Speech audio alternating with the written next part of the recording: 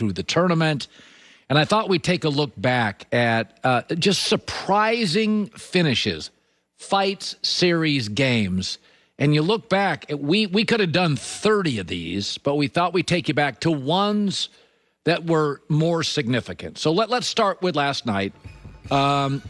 Gonzaga loses to Baylor. First of all, it's not that they lost, it's how they lost. The game was over in minutes. Gonzaga's 16-point loss is the largest loss by a number one seed ever in the NCAA title game. It was 9-0, 11-1. It was over in minutes.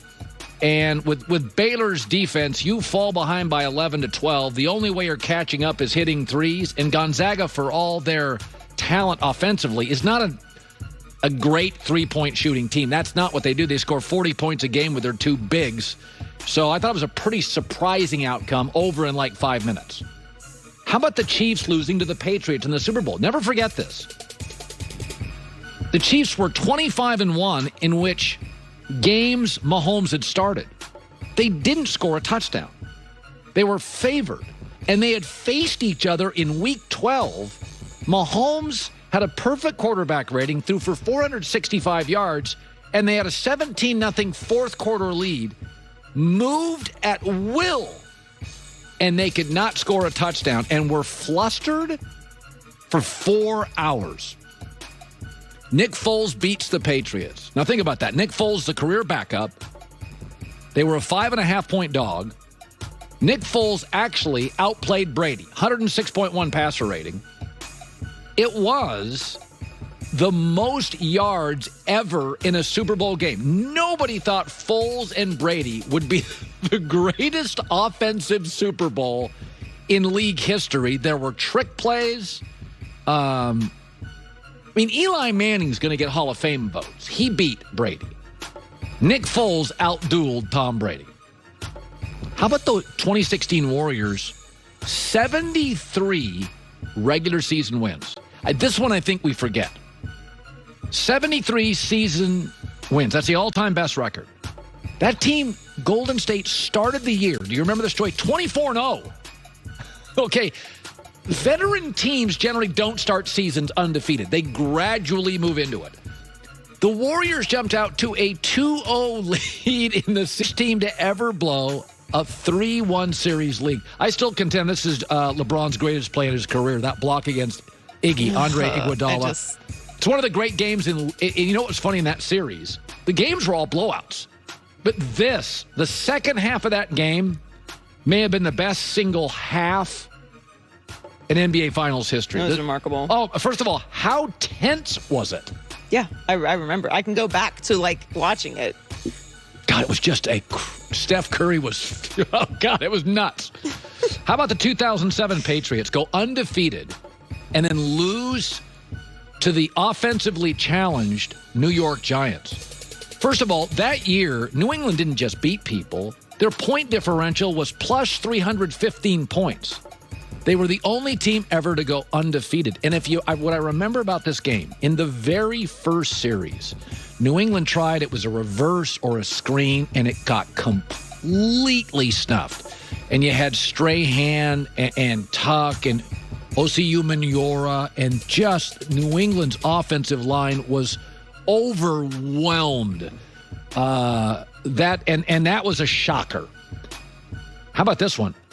About 16 years ago, Lakers lose to the Pistons in the finals.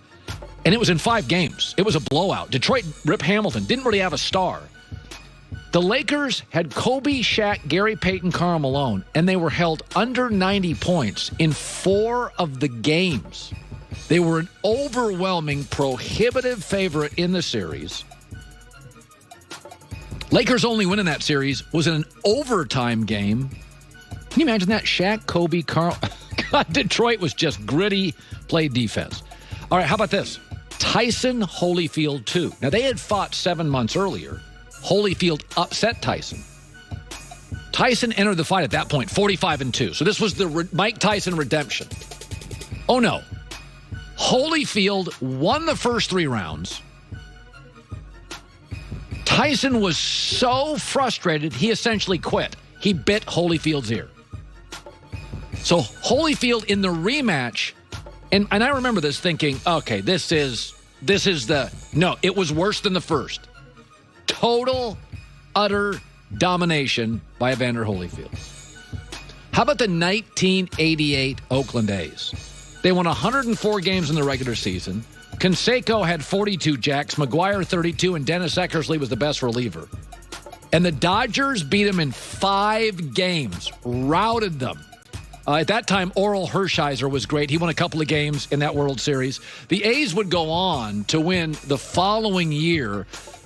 Many believe, I was talking to Bob Costas recently, that was the most talented team, top to bottom.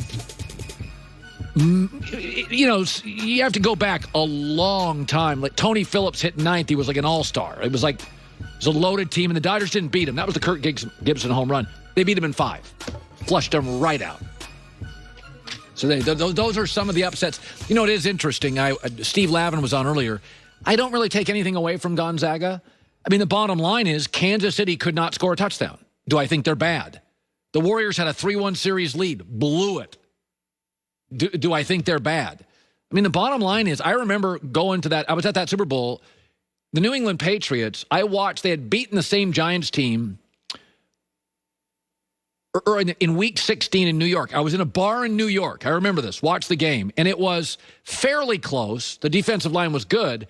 But it was like New England was kind of sleepwalking. They were 15-0. I think it was the last Sunday of the NFL. And they beat New York in New York. And it was, there was nothing you could take from it. And then you go back to that Super Bowl. New York should have won by more. Completely dominated the Patriots. So I think if you look at Gonzaga is about the 10th hole in golf, the 11th hole. I think they're about in the 5th or 6th inning.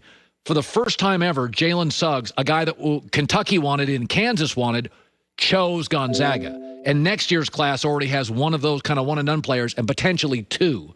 And they return a lot of the good players. So, listen, Baylor was great. Baylor was a class. It's the old magician's trick. We spent so much time looking at the left hand, you don't see what the magician's doing with the right hand. We spent so much time talking about the historic nature of Gonzaga, we didn't notice that Baylor was drubbing everybody on the other side. Their closest game was 9 points. And you knew, I mean, you're watching that game. It was 11-1. You're like, if Gonzaga doesn't go on a run here, they're going to be down 15. You're not coming back on Baylor's defense down 14. You're not. It just felt like